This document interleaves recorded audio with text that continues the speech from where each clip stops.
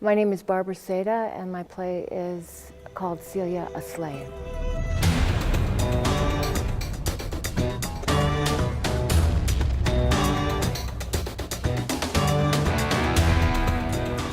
My play is based on a female slave trial, a pre-Civil War trial where I used actual trial transcripts and court records.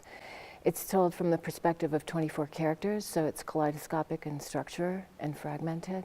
It deals with systemic racism, slave litigation, rape, and the execution of a juvenile.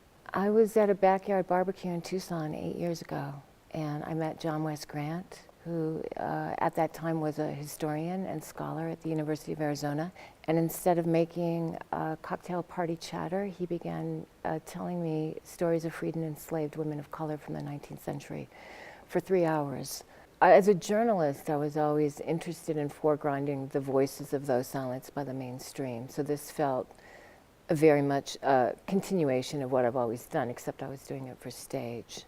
I was doing a lot of archival research. I was looking at the trial transcripts and court records. I was looking at genealogical records and diaries and letters and legal papers. I was also hearing voices at night, so I was just kept a notebook by the bed and was recording voices. I didn't know who was speaking or in what context. I also did scheduled interviews with midwives and hog farmers and death penalty attorneys and the descendants of slaves and the descendants of slave owners and anyone I could find who grew up in Missouri. And then along with that, I started doing random street interviews with people I didn't know and braided all those into the text. Celia, a slave. Location, Fulton Jail Cell, Callaway County, Missouri. Time, eve of Celia's execution. It's not a courtroom drama. It's a collision of voices of the dead. At one point in the writing and the research, I thought, God, if I could just gather all these folks, all these characters in the room and interview them, this would make my job a lot easier. So I envisioned myself as a journalist interviewing the dead. When I initially started working on the play, I thought, wow, who's going to be interested in this obscure female slave trial from 1855, pre-Civil War Missouri? I really didn't know if it would resonate with anyone.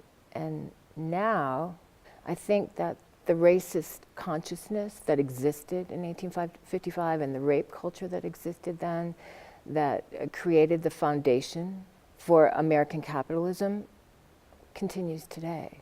God, what would Celia say? Well, she's finally had the opportunity to tell her own story.